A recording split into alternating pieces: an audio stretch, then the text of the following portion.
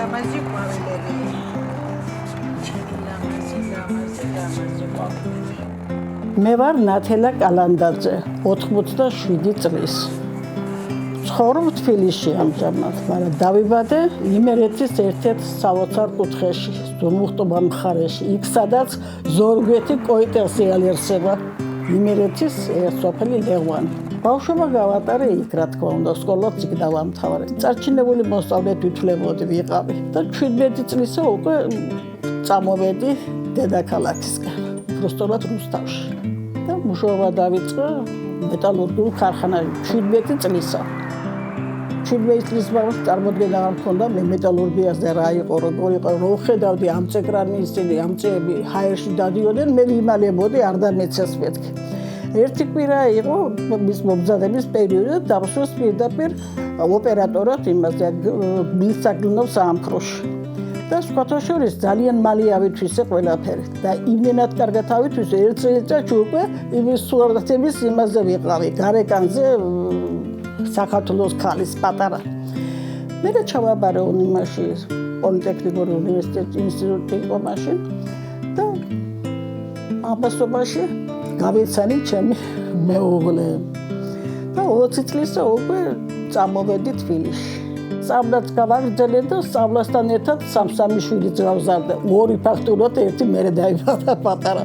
სამი შვილის დედა ვარ. კარგი შვილები მყავს ძალიან.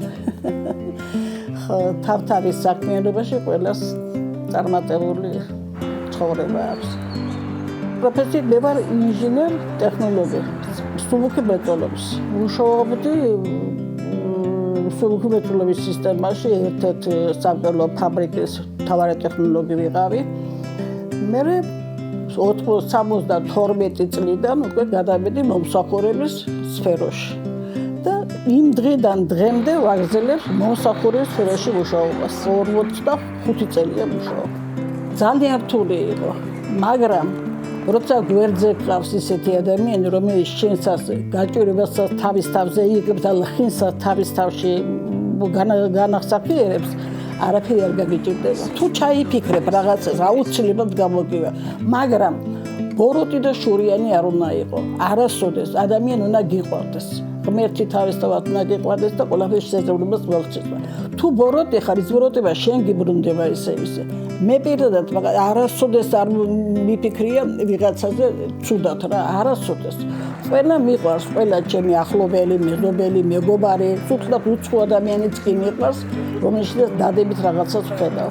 ვეძებ ყოველთვის ადამიანის დადებითს, ასევე ახალგაზრდებსაც იგივეს უსურებ. არ უნდა იყვნენ ბოროტი, ერთმანეთს უნდა უყვარდეთ და ყველაფერი კარგად იქნება. სიყვარული უხანგრძლივებს პიროვნებას, სიცოცხლეს. ყველას თავთავისი ადგილია გულში, ყველას. არ შეიძლება დედა გიყვარდეს და ქვეყანა არ გიყვარდეს. შვილი გიყვარდეს და სხვისი შვილი არ გიყვარდეს. შენ შვილს აფასებდა, შვილს უსურებდა ცუდს. ესე არ უნდა იფიქრო ადამიანმა, არ უნდა საერთოდ და ესაა სიყვარული. სიყვარული ამოძრაებს დედამიწას საერთოდ. და სიყვარული არის ჩვენი მამოძრავებელი ძალაც. ოჯახი ამოძრაებს სახელმწიფოს. თუ ოჯახი არ ვარ, გლაში ქვეყანა ვერ იარსებს. ოჯახი ერთმანეთის გატანა, ერთმანეთის სიყვარული და ერთმანეთის პატივისცემა. თანამედროვე ახალგაზრდები მაინც არ ფიქრობენ ოჯახების უმრავლესობა არ ფიქრობს ოჯახის შექმნაზე. ეშინიათ ალბათ. ყველაფერი კარგი და შესაძლებელი ისე როცა ერთად ქმნი იმას. ერთად როცა იქმნება ერთი ის მეტად გიყვარს ყოველთვის სადაც ჩემი შრომის ფასი დევს. მე ჩემ შვილიშვილებსაც ამას ვუღლები. არიან ზოგი წავს, ზოგს არა, მაგრამ სულ ყოველთვის ყოველ ხსენებაზე მაგას ვუღლები. ბებო, იფიქრეთ მომავალზე ბიჭებსა და გოგოებსა. ძალიან მინდა ბევრი შვილთაშვილი მყავდეს. მყავს, ბევრი მყავს, 4 მყავს, ამჟამად შვილთაშვილი. ბევრი მინდა. სანამდე ვარ მინდა რომ უყურო და ამით მეც გავიხარო და ისინიც გავახარო. თქვენი აზრით რა არის დღეგრძელობის საიდუმლო?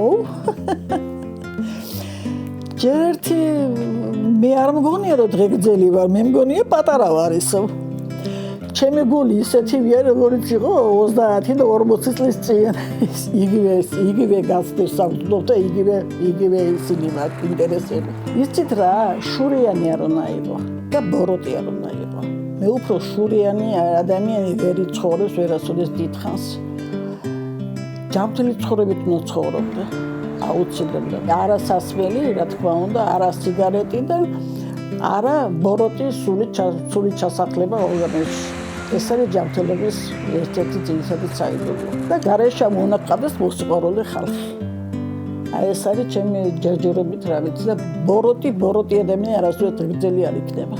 ვერ იქნება. ყოველთვის რა ვიცი დაფასებული ადამიანი ვისაც ერთმანეთი უყვარს.